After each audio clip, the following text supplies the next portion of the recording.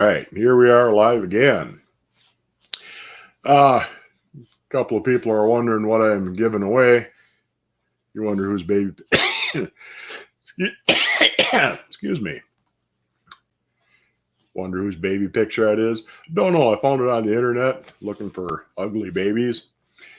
A lot of people are kind of wondering what I'm giving away and why it says enter hashtag or pound sign for us old people. Hashtag BSR in the comments. Remember that ground down number 8 BSR that I showed you last week?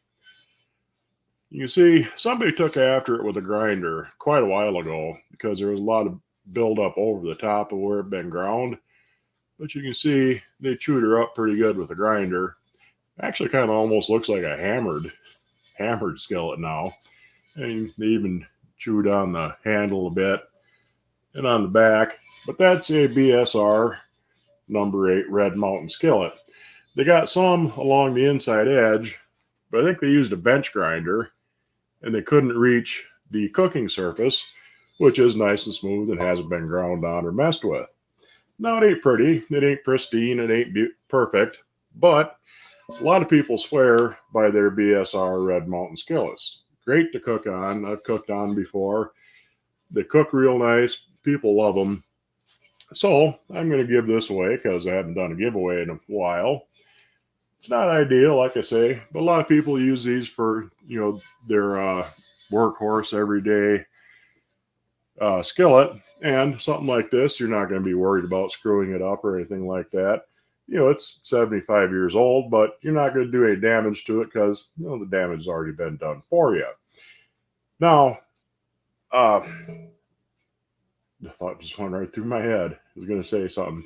But anyhow, I'll show this off a couple of times. Make sure you, like I said, the hashtag or pound sign if you prefer BSR.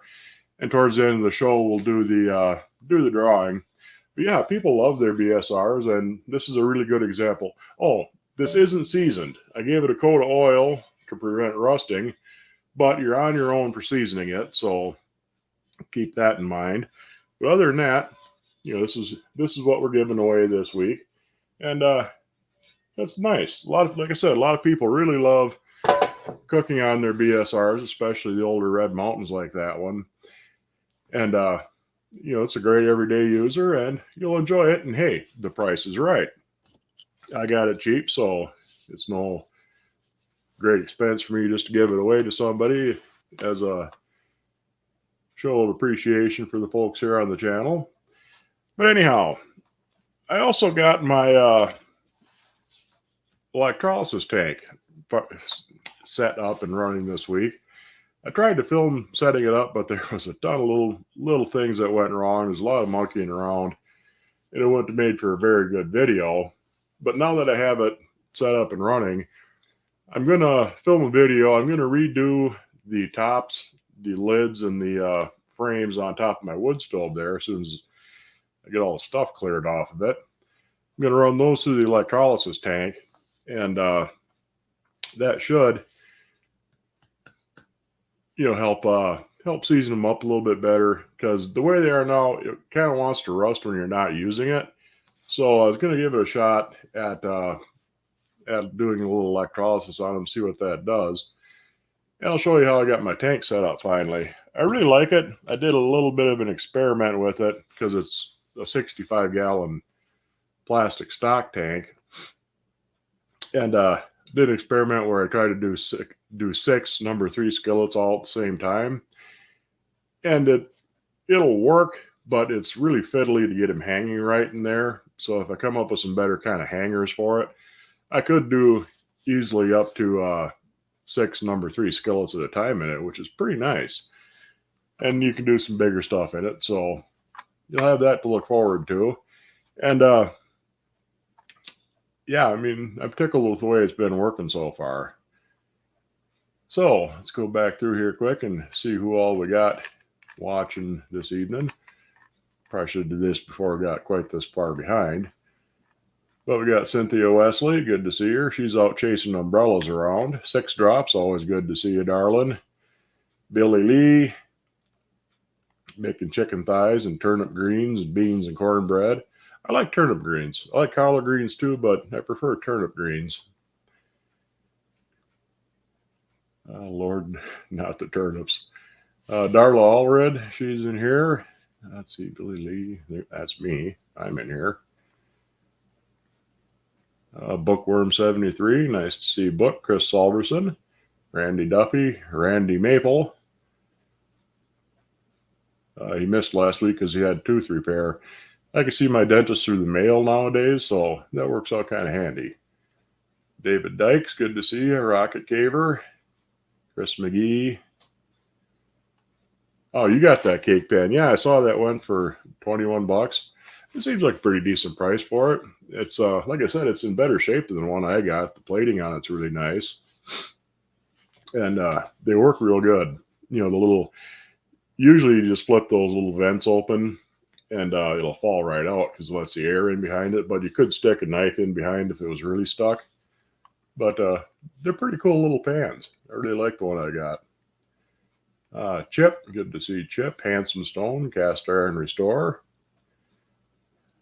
Nitch's River Catfishing, nice to see you. Let's see here, David Dex, they've got most. RT Scott, Sean K, Sean Woods, Mercy B. Let's see. Almost caught up. Cast Iron Fanatic, I think I said hi to you. I think that's just about everybody. Sanudo, good to see you. Let's see. Okay, yeah, getting caught up.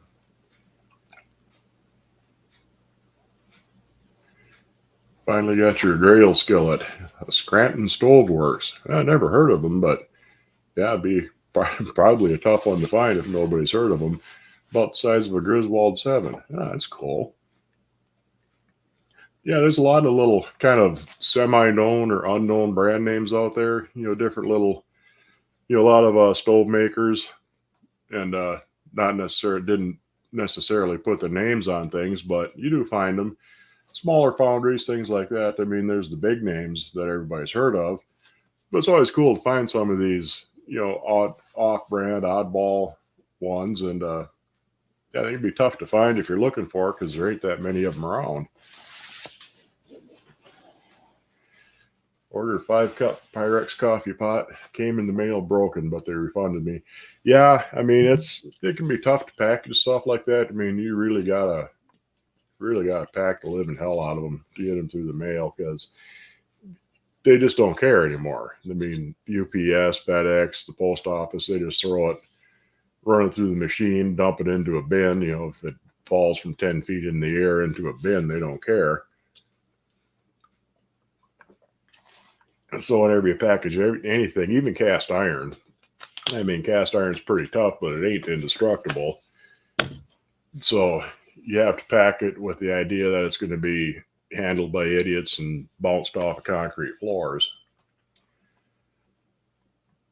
If anyone has a Lodge hammered round griddle, looking for the number 8.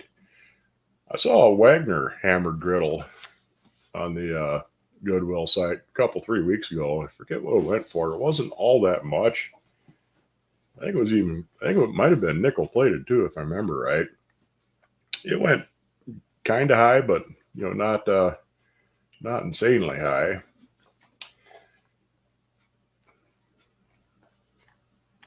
Back up a little bit here. Yeah, got a whole bunch of entries already. It shouldn't. I don't think it helps enter more than once, but as long as you put the BSR in there, you should work good. But anyhow, like I said, I got my electrolysis tank going, and that took a bit of messing around. I ended up having to redo the connections on my battery charger, and there was a bunch of little fiddly things, so it wouldn't have really helped to make a video out of it. I'm just going to delete the footage I do have and start all over. All the hammered you have is unmarked. So annoying you don't know who made them. A lot of the Wagnerware hammered stuff was unmarked, and you can usually tell because they got fairly big hammer marks on them. They're real regular. It has almost a leopard print kind of look to it. Most of the Chicago Hardware Foundry wasn't marked. It would just have a big number 8, then the size number, and sometimes an X or another letter, for a pattern mark on it. But yeah, most hammered unmarked is Wagner. Yeah, a lot of it is, and a lot of the like I said, a lot of the Chicago Hardware Foundry, but you can usually recognize that and they're big numbers. I mean, they're usually almost an inch tall, so you can usually spot those pretty easy. I don't have it, or do I? That's not the Wagner. I have an unmarked Wagner Dutch oven, and I think I have an unmarked Wagner hammered skillet too. I found a number 12 Griswold small block logo with a heat ring. Ah, cool. It's hard to, it's getting harder and getting more expensive for the big size skillets, but all the Griswolds number 12 and up have a heat ring. So you're not going to find a smooth bottomed one. Hammerware is pretty to me, but I don't have any. Yeah, I really like the hammered stuff. And every once in a while you'll find plated hammered stuff too. That'd be really cool. I do have a number 5 Lodge hammered skillet, and on their skillets at least, the hammer marks are really, really fine on the older Lodge hammered ware anyway. I haven't seen, there might be some other variations. Still thinking about doing a video on sharpening a meat grinder. Yeah, that's definitely on my list. I still got the pieces. Well, actually, I finally picked them up. I'll have to de-rust them, and I'll show you how to sharpen the blades. And something a lot of people don't really think about, you have to sharpen the discs too, because you have to have the surfaces nice and flat, so you have a nice sharp edge on the hole. But yeah, that's definitely one of the many things on my list. Finally getting caught up on some of my stuff outside and the other projects around here. I got my little pantry, can't see it off camera there, but I got that finally cleaned out and organized, and slowly expanding through the rest of the kitchen now. Most Lodge hammered is very small hammering, besides the one deeper hammered optional upgrade lid they offered. Okay, yeah, like I said, most of the Lodge I've seen has got real fine, fine hammering on it. I've seen a hammered number 3 before. Okay. My hammered number 9 fits my hammered number 11 or number 9 hammered Wagner skillet perfectly. Yeah. I paid $125. Okay, I forget. Yeah, $125 for a number 12 Griswold. Ain't too bad. Most of your stuff number 12 and up, you're looking at $125 on up, $100 at least. Once in a while, you can find unmarked Wagner, big unmarked Wagner ware. Sometimes BSR, you can find 12s and 14s pretty reasonable. But generally, you're looking at least $100, $100 to $125. So 125 is definitely in the ballpark for what things like that are going for nowadays.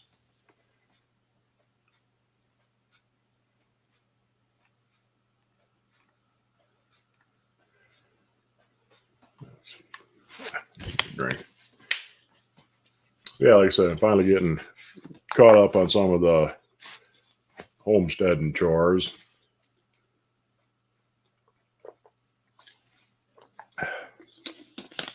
So I got more time to do that. And I know I've been threatening for quite a while to do some repair videos on cast iron, but I'm getting close on that. I've got an old welding table I got in an auction fairly cheap. I got to get that set up.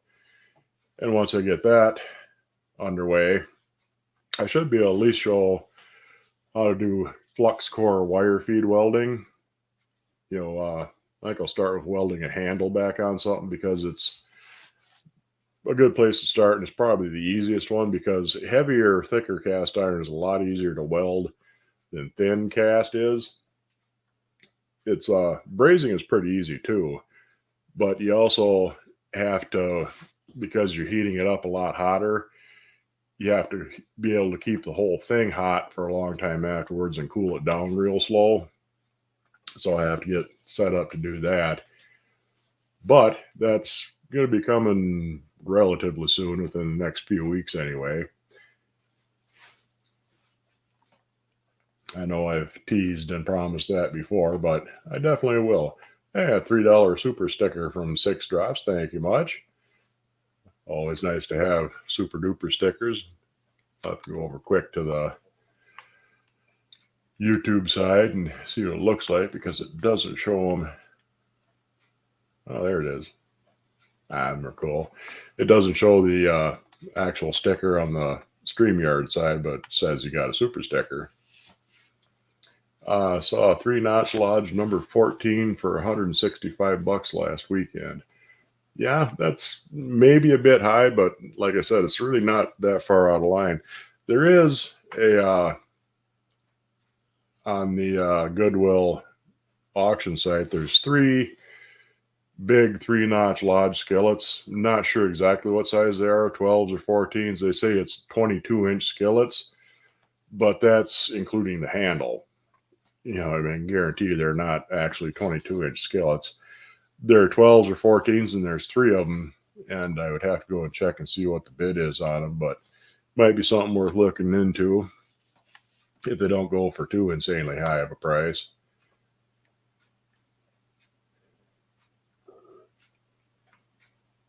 And I don't know how the 3-notch, I don't know how common the 3-notch number 14 Lodges are. I've seen a lot of 12s, 10s, and 12s, but I haven't seen a lot of 14s, so they might be kind of scarce.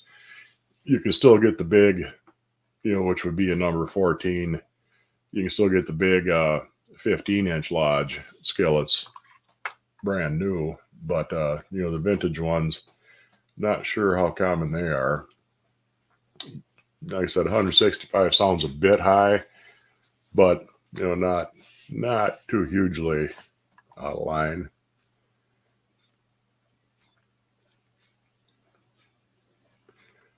Shelly's here. Good, good to see Shelly. Cynthia, yeah, you're getting stormed on there, aren't you, Cynthia? Finally got some thunderstorms and rain over the weekend. Got a couple of days of good soaking rain because we desperately needed some. Apart from a few brief showers a couple of weekends ago, we haven't gotten any rain in the past 6 or 7 weeks, so it was getting pretty dry. But we got a pretty decent rain over the weekend, a good soaking rain a couple of different times, so finally getting back. The 3 22-inch Lodges are now at 120. Yeah, I mean, if you could get all 3 of them for $200, you'd probably be a pretty good deal. I mean, $60 a piece, $70 a piece. For like I say, I'm not sure if they're 12s or 14s exactly what size they are because it doesn't show the backs of them real good. But yeah, I mean, $120 for pretty much any 3 skillets isn't all that bad of a price. Picked up a number 5 Lodge at garage sale for $5. Good deal.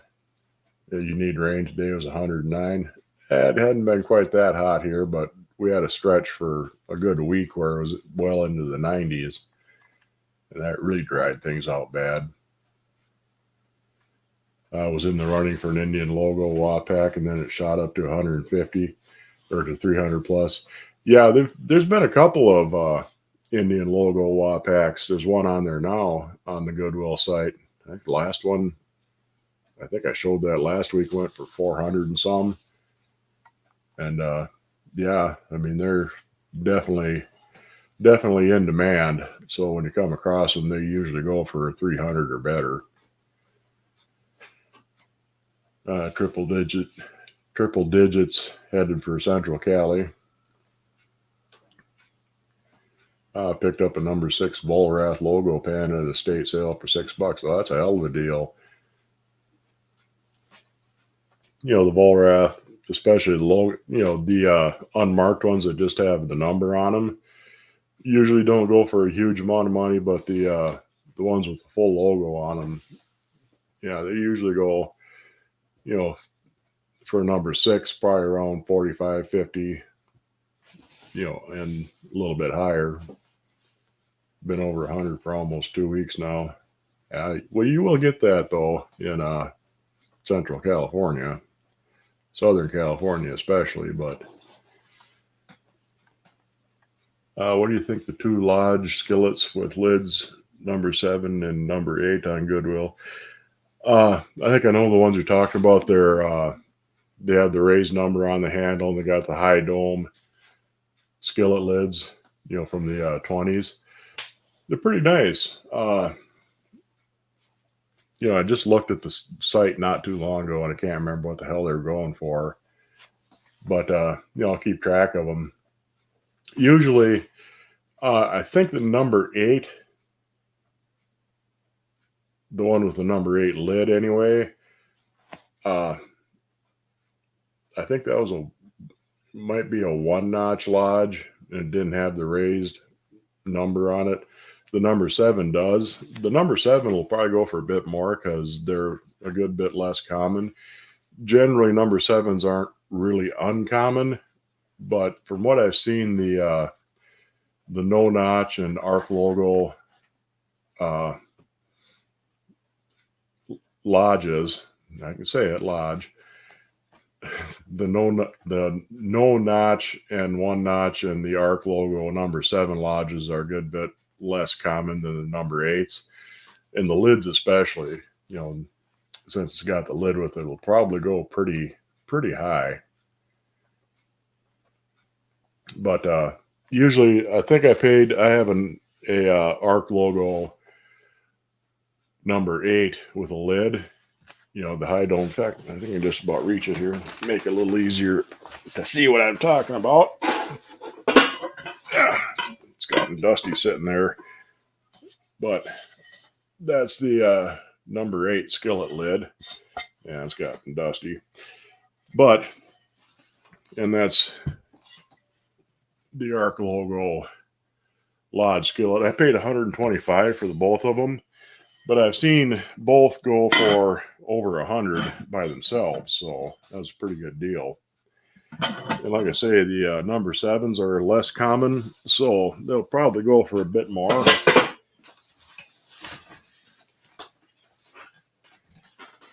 There's an arc logo Lodge on Goodwill. Is that one of the ones that has the lid with it, or is that separate? I don't think I saw that one.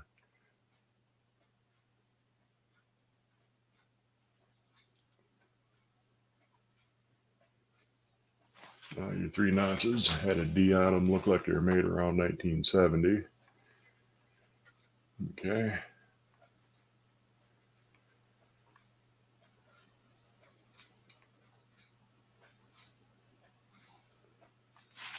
That's nice pan lid. Yeah, it is. Like I said, I paid $125 for the both of them, and yeah, pretty commonly you see just the lid or just the skillet go for $125. So I thought it was a pretty good deal.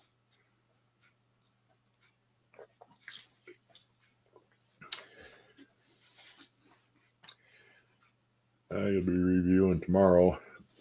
Picking black, red, and gold raspberries before losing them to mold. Yeah, you got to be on them berries. I got some. My blackberries are nowhere near ready. They usually come in towards late July.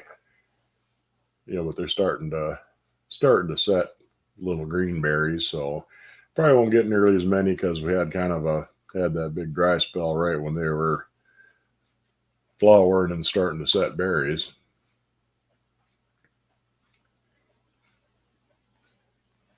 And you're supposed to have your patio furniture nailed down before it starts storming, Cynthia. Of course, you never do. End up chasing the damn shit all over the lawn. Dan out baling hay. Yeah, you can see. Let me grab the lid again. Put it down too far away. Lodges use that pattern on their drip tips pretty much as long as they've been making lids. And you can see that one's got a raised W molder's mark on it. And yeah, they're nice lids, kind of a high lid. And that's, damn thing got dusty on me. But that's the skillet lid. And you can tell because it says skillet lid right on it. So there's no doubt as to what that is exactly.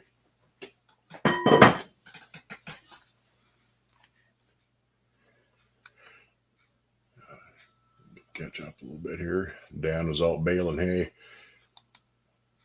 Yeah. You got a round baler, or do you do it the old-fashioned way with some poor schmuck stacking bales on the wagon, putting up square bales? Did that when I was a kid. Nice big heavy bales, an old Massey Ferguson baler. Damn thing made either 90 pounds or 500-pound bales. Well, not 500-pound bales, but they were big bales. They weren't the little kick baler bales. Back there, 100-degree heat, stacking those damn bales on the wagon. Yeah, round baler.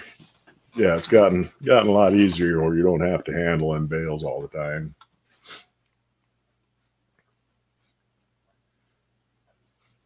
Anyway, I'll show you the big prize tonight again. It's a number 8 BSR Red Mountain skillet. It's been ground on. Somebody ground on it with a grinder. So it isn't a pristine skillet by any stretch of the imagination. You can see some grinder marks up in there. But the cooking surface is just beautiful. And they make really good everyday using pans. You can see, it almost looks hammered the way it's been ground. And that's why you don't clean up your skillets with a grinder. I think I used a bench grinder on it. They got the sides on the inside a little bit. Let me see if I can get a good look at that. Not too bad. It's mostly just kind of a rough patch where they ground it, but they didn't grind on the cooking surface at all because they probably couldn't reach it with the grinder. The handle's a little bit chewed up. You can see a grind mark right there where they gouged it a bit. And on top, it's kind of odd looking. You can tell it's been chewed at. But it's a nice little giveaway. Nice little pan. It only cost me a couple $7.50, I think is what I paid for that. Got her cleaned up nice. It isn't seasoned. I just gave it one coat of oil to keep it from rusting. But you'll have to season it up before you use it. But that should make a really nice everyday user. If you don't have a BSR and you always wondered what a cooking on a BSR Red Mountain is, you might have a chance of finding out. Like I say, a lot of people love those, the older BSRs. The older ones are a little bit lighter than the newer ones. They did get heavier as they went along. Got a little heavier still when they switched over to the automated mold making system. But put hashtag or pound sign BSR in the comments, and towards the end of the show we'll do the drawing on that. Like I said, they're great skillets, and if you're more interested in cooking with skillets, a lot of times you can find even some fairly rare and fairly vintage stuff that's pitted, got a little warp to it, got a little spin to it. A lot of times you can find those cheaper because it does lower the value as far as a collector's items goes, but they're great for cooking on. And once in a while you can find even really old Erie things like that are sulfur pitted on the back. Eries and Wagners from before 1900, things like that. And it'll bring the price down, but it doesn't really have any effect on the way it cooks and the way it uses. So, a lot of your, damaged or less than perfect cast iron can be had for a good price. And I mean, you can have a 120-year-old skillet that you pick up pretty reasonable. Pick it up pretty reasonable, and you can use it every day. You don't have to worry about damaging some museum quality antique thing because it's already got a little damage to it. Santiago Reyes saying hello from Puerto Rico. I'm doing well. Doing well.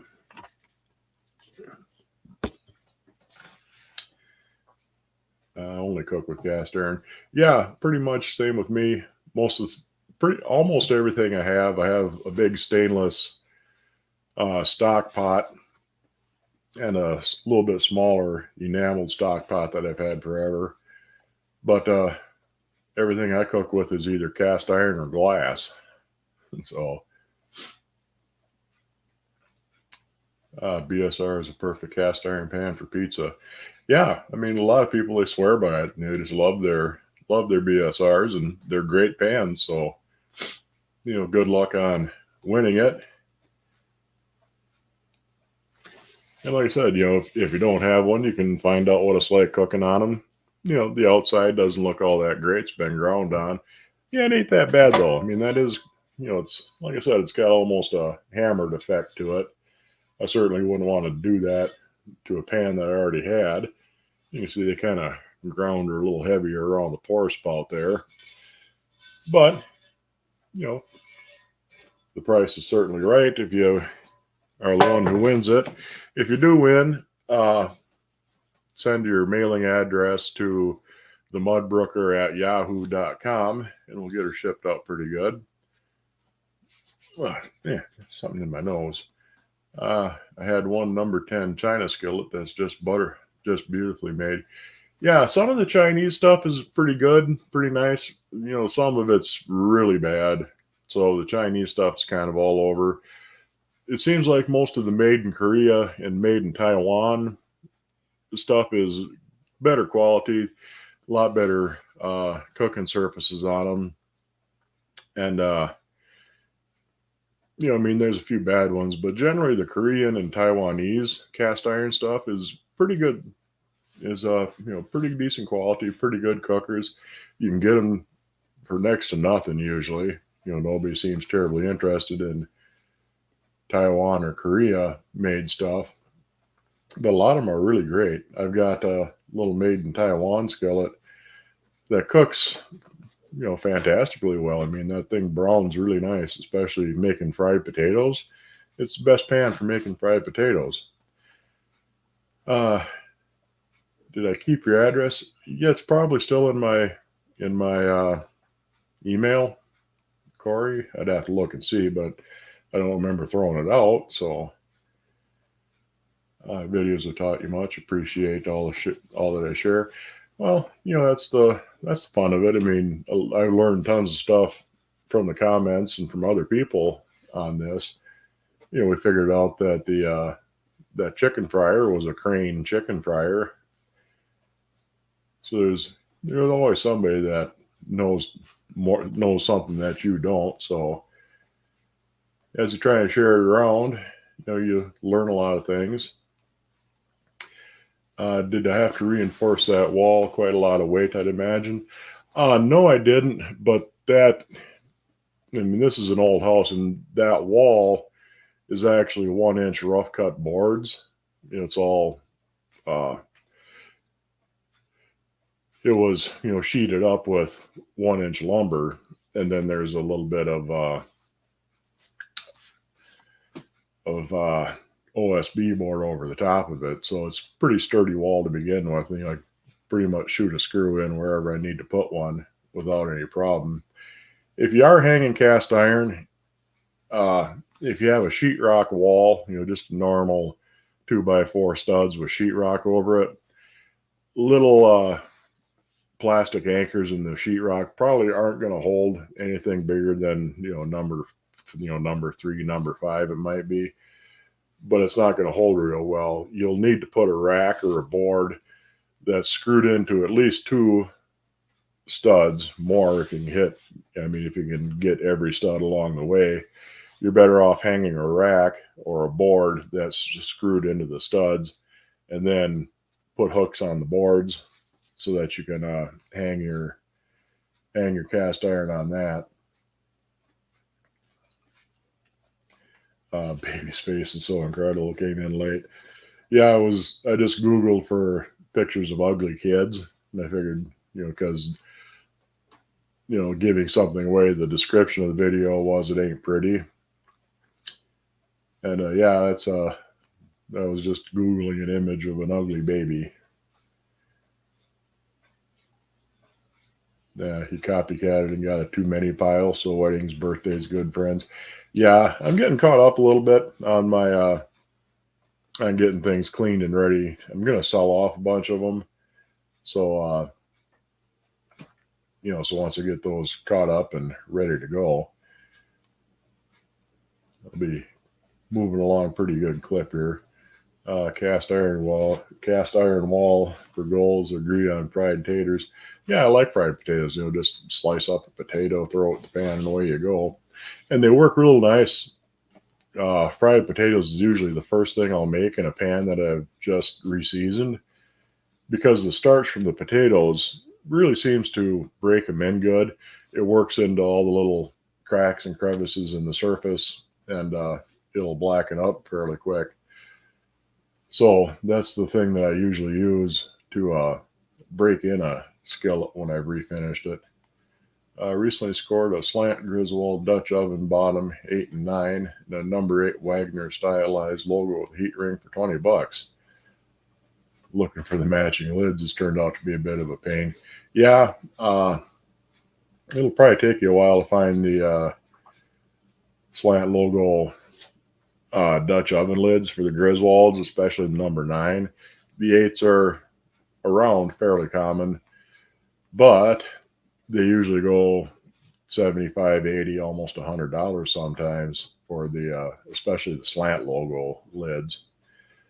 The Wagnerware lid you can probably find a fair bit easier and a fair bit cheaper, but yeah, I've seen quite a few of the slant logo Dutch oven and skillet lids, especially if it says a skillet cover. Those go for more because they had the ears on them that match the pour spouts on a skillet. Usually your Dutch oven lids are just round, and they seem a bit more common than the skillet lids. But yeah, on their own, slant logo Griswold lids, yeah, usually go for pretty good money, anywhere from 75 to 125 a piece. So, good luck. Hopefully you can find. Corey just knows he's the winner, checking on his address already. Well, you got to be confident. Actually, if you win, you'll do another drawing. You have several of those. Yeah, good. Let's see.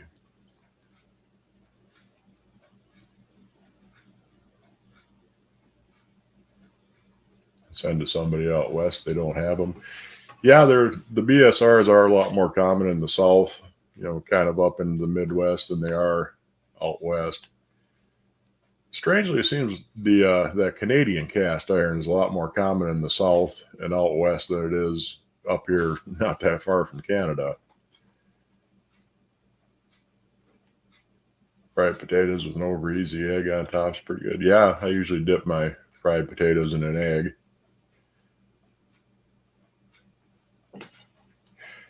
What site? A lot of it I was going to sell. There's a local antique shop where I can get a small space on the wall, which would be just perfect. I was talking to the woman who manages it. It doesn't work real good for most people trying to sell antiques, and it's kind of hard for them to rent, but I can get it cheap because it's just a fairly small wall space and it'd be just perfect for selling skillets.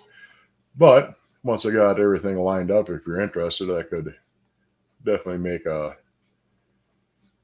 show of it and show you what they were and what the price was. Problem with that is, then you got to pay shipping on it too. So,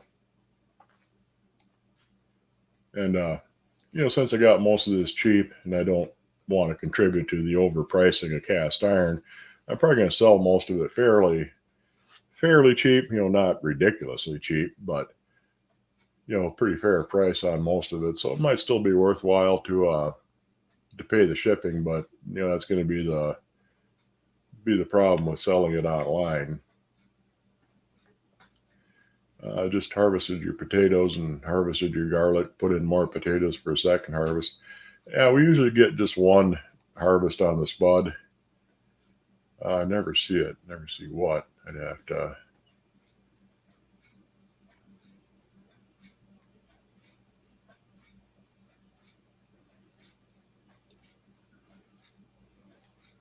Don't know if I missed something here.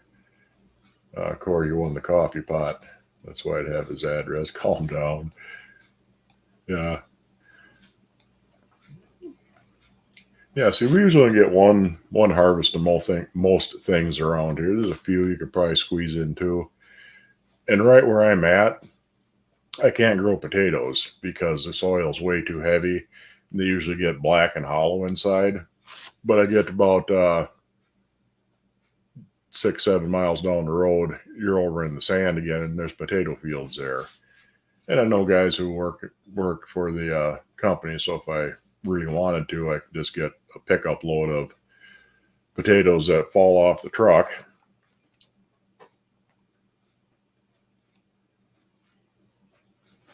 Found in the Enamel Dutch oven made in Belgium. Know anything about them? There's a couple of brands. Cookware is probably the biggest of the Belgian made. They're usually really nice, really light. The enamel holds up on them good. Cookware, like I said, I've got a couple of Cookware, and nothing really close at hand, but I got a couple of Cookware items. I got an oval Cookware Dutch oven that I use a lot for making bread because it's just perfect for making bread. There's Drew Holland, I think, is another one that you come across fairly often. But usually the Cookware, it has kind of like looks like an ink stamped logo on the bottom of the enamel. The prices on them are starting to, used to be able to get them pretty cheap, because everybody was looking for Le Creuset. But a lot of the Cookware, the prices have been kind of slowly rising over the years. But they're really good stuff.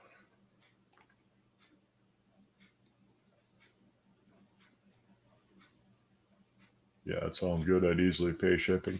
Like I said, I'll once I'm ready to, before I pack everything off to the shop, I'll give you guys a look at what I'm figuring on selling, and if you're interested, we can work something out. Potatoes don't grow great in Vermont, but excellent in Maine. Yeah, I mean, you get too much of a heavy clay soil. Ugh, got the itchy nose. I hate that. Your potatoes just don't do well. I mean, you can grow them in straw. There's a lot of things you can do, but I mean, it makes it a lot more effort when, especially when I can get potatoes cheap if I need 100 pounds. Once traded a dead pig for 200 pounds of potatoes. We, it was when we were raising pigs, we had a bunch of extra ones, and it was a little bit off season. I mean, it was late spring. There was still snow in the ditches. And they were nice pigs. I mean, they're up around 125, 130 pounds. And we caught a bunch of them. And I had an old station wagon at the time. And what you do is you throw them in a gunny sack, cut the tip out so their snout would stick out so they could breathe good, and just tie them up in the sack. And they calm right down. Usually, one of the pigs she was just a little bitch. I mean, she was always fighting with the other pigs, always trying to get out. She was just a pain. And she was the first one that we caught. Well, we threw her and there's 3 or 4 other ones in the back of the station wagon, took them up to the sale barn where they have livestock auctions. And the whole way there, the rest of them settled right down. The whole way there, though, she was kicking and fighting and just throwing a fit. She finally settled down just a little bit before we got to town. Well, she had managed to work herself into such a fit she had a heart attack and died. So he dropped the other ones off and drove her out a little ways out of town, gutted her out in the ditch, still some snow in the ditch, so packed her full of snow, threw her back in the bag, and sold the other pigs. And I had to stop off at my mom's place on the way home, and a friend of hers had a bunch of potatoes. I mean, he had like 600-700 pounds of potatoes all bagged up, so traded him 2 sacks of potatoes for the dead pig that I was just gonna take her home and butcher her out. Pretty good deal, so it worked out nice all the way around, I guess. But growing containers are effective. Yeah, that works too.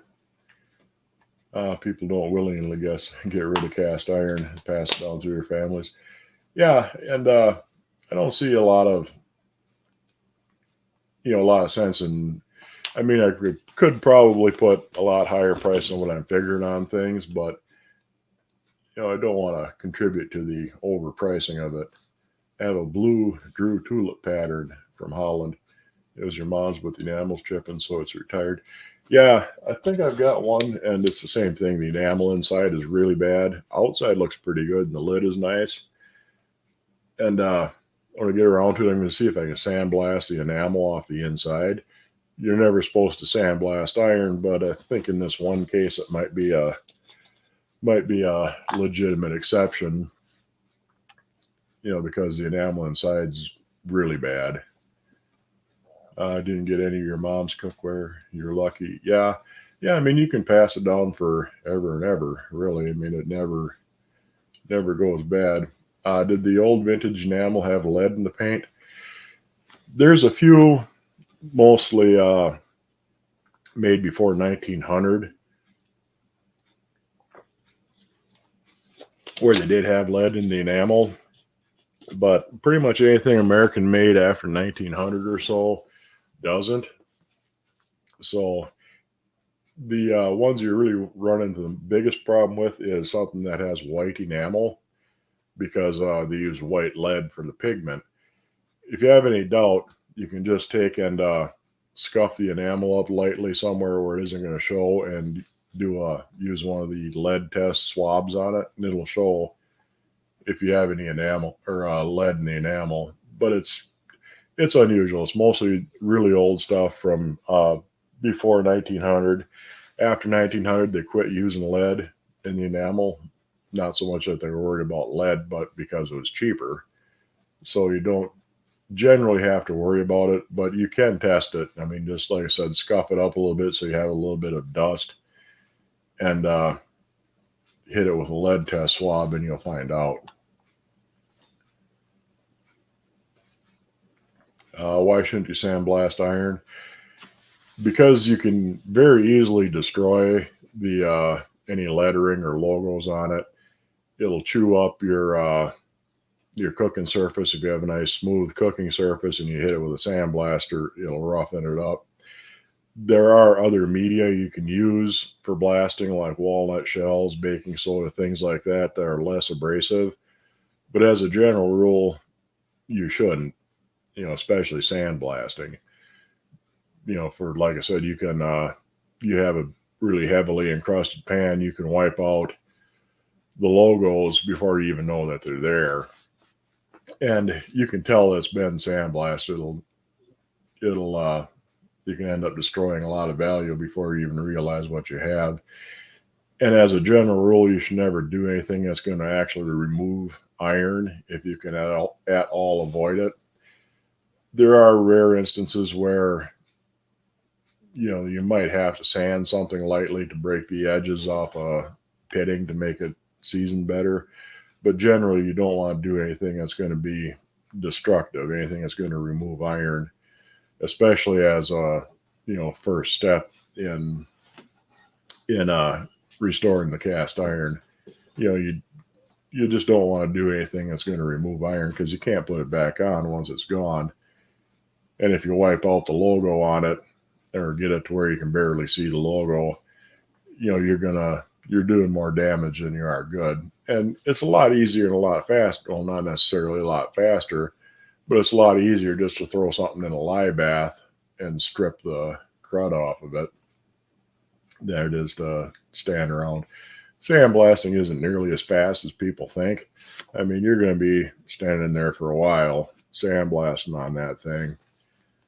And it's a lot easier, a lot simpler, just throw it in a lye bath and strip it off the way you should do it than it is to mess around doing damage to it with a sandblaster. Like I said, in this one particular case where you got something where you're trying to remove enamel that's bad and make something that's otherwise unusable into something that is. So, I mean, you don't want to do that sort of thing as your first resort when you're trying to restore it. Grew up with lead and cookware, paint, asbestos in school, no seat belts, car seats, bicycle helmets, drinking from a hose, and you're no crazier than any millennial. Yeah, I mean, if you can avoid lead, you definitely want to. But just the idea that there's lead and paint on your wall, unless you're constantly licking your wall, it's not going to be that much of a problem. But yeah, I mean, kids do like to chew on the windowsill for some reason. I've seen a lot of kids doing that sort of thing. But saw a new laser type iron cleaner on YouTube.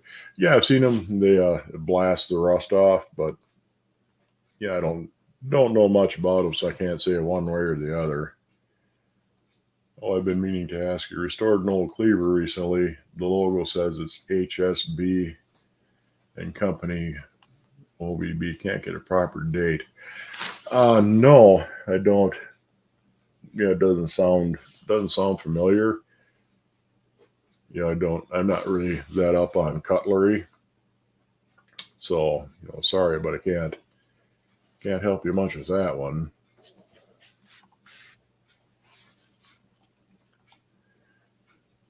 Yeah, the stuff you've been through and are still alive. Yeah, I mean, riding in the back of the station wagon, no seat belts flopping around. Oh yeah, it was a lot of fun. Yeah, all drank from the water hose.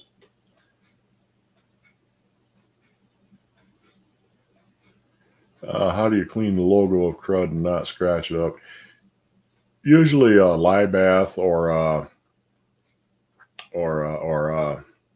oven cleaner will get the stuff out of the lettering. You might have to let it soak a good bit longer. I mean, the rest of the pan will be clean, but there's still stuff down in the lettering.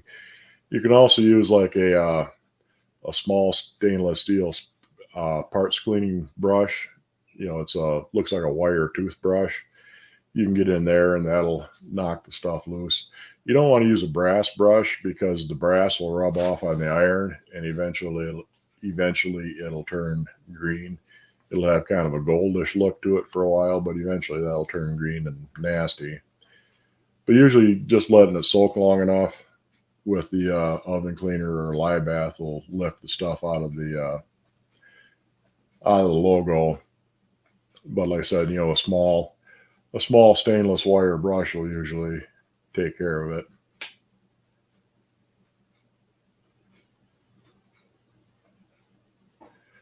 Passed on some cast iron this weekend. One was a Taiwan, the other was a 12 or 14 Lodge 3 notch, but it did get a crystal cake plate and dome. That's cool. Yeah, I mean, I pass up on a fair amount of cast iron. A lot of the import stuff that I don't really need. I mean, it's perfectly usable, but I'll just leave it for somebody who needs to use it because I got plenty of cast iron to use. And sometimes I'll pass up on a lot of marked Wagnerware because I've got a lot of marked Wagnerware, or I already have 2 or 3 of that size. So just assuming it's been around 60 years old based on the rivets used to hold it together.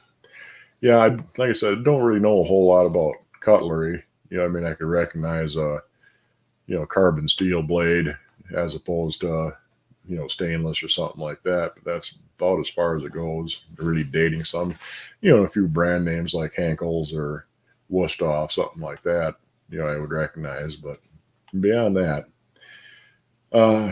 we had the best times. Feel sorry for kids who played games and videos. Kind of sad. Yeah, I mean, give them a stick, turn them loose. As long as they don't break their neck, get pneumonia, you've done your part as a parent.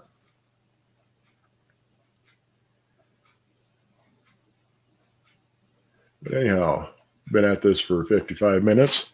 I think we should probably do the drawing now. Anyway, like I said, this is what's up for grabs. It's a BSR Red Mountain number 8, but somebody attacked it with a grinder, so it isn't pristine, isn't pretty and perfect. Kind of looks hammered on the outside. You know, the handle's been chewed on a little bit, but the cooking surface is as nice as you can want. It needs to be seasoned. I've given it a coat of oil to keep it from rusting, but it needs seasoning. Other than that, I just missed here something.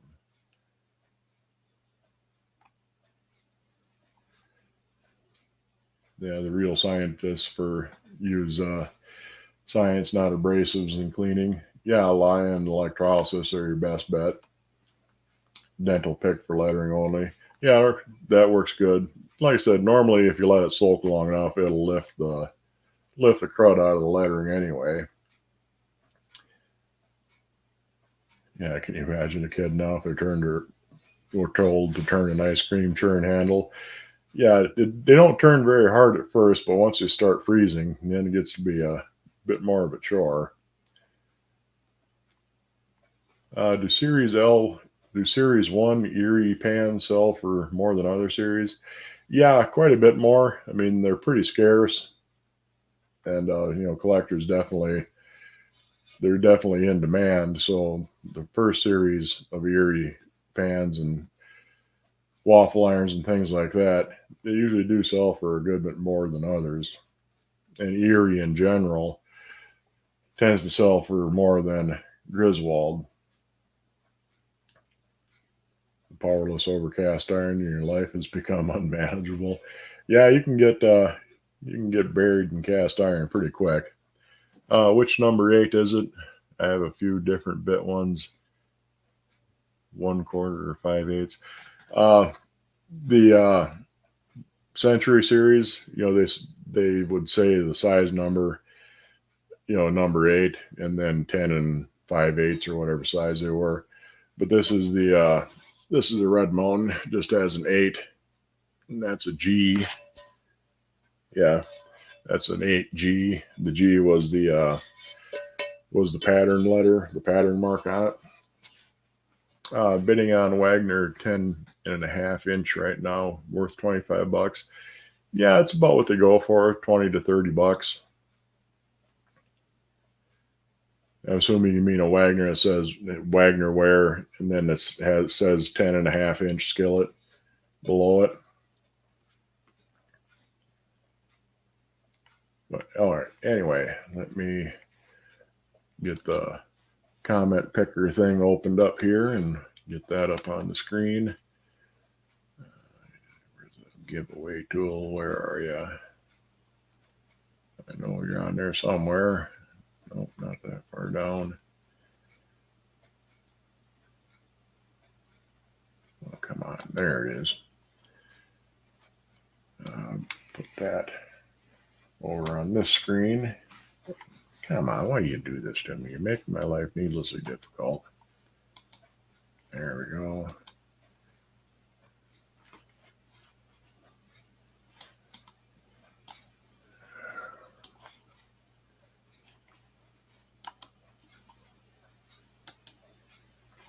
Okay, there I am. There's my giveaway tool. Choose a broadcast. Giving away something live. Match text. Hashtag BSR. Hope it doesn't make a difference if you capitalized it, but it shouldn't. Let me.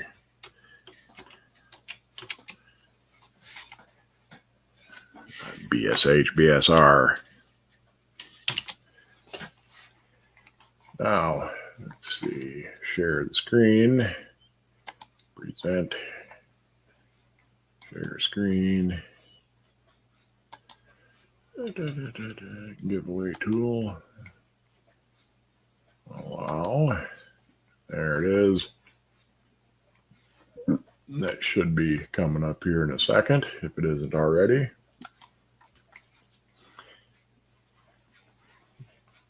And double check, make sure you can see it. There you are. Giveaway tool, hashtag BSR, start collecting comments. Entries 4. I know damn well there's a lot more than 4 entries on there.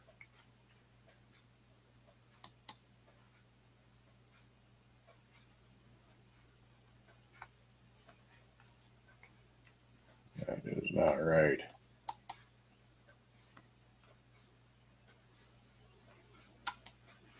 Try that, exclude winners 3. What the hell? Match text, well, we just do it. Blank, start collecting comments. Entries 27. That doesn't seem right, only having 27 entries on there. 28.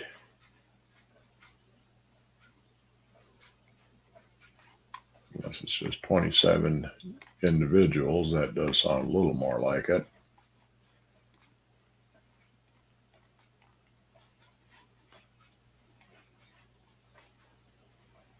Anyway,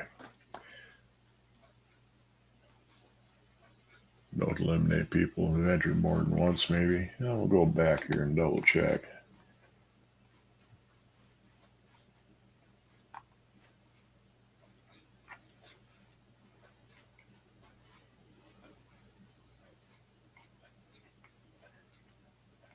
So you're not excluding winners when doing multiple draws or only doing one draw. Start collecting comments 28. Yeah, I think that's just 28 separate people. I don't know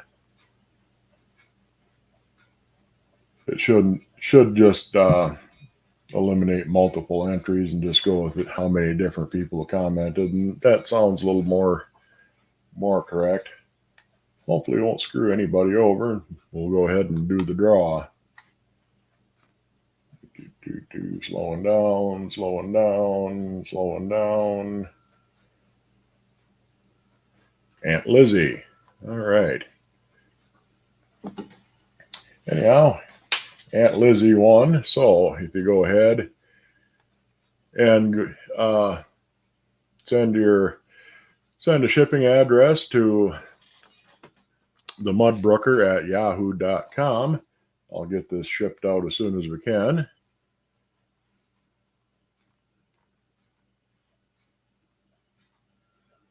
There we go.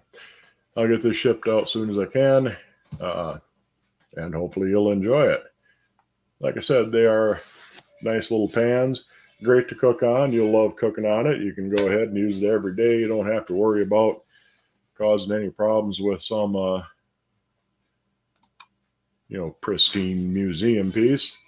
Like I said, people love the BSR Red Mountains for their everyday users. I've used them quite a bit, and they work nice as anything you're going to find. So, yeah, send your mailing address to the mudbrooker at yahoo.com. Shoot me an email, and I'll get that shipped out here within the next couple of days, and everything should be great to go. Hope you enjoy it. I know you will. And like I said, you have to season it yet. I just gave it the 1 coat of oil to keep it from getting rusty on me. Then it needed to be started at the end of the stream, at the start, and then hit draw at the end.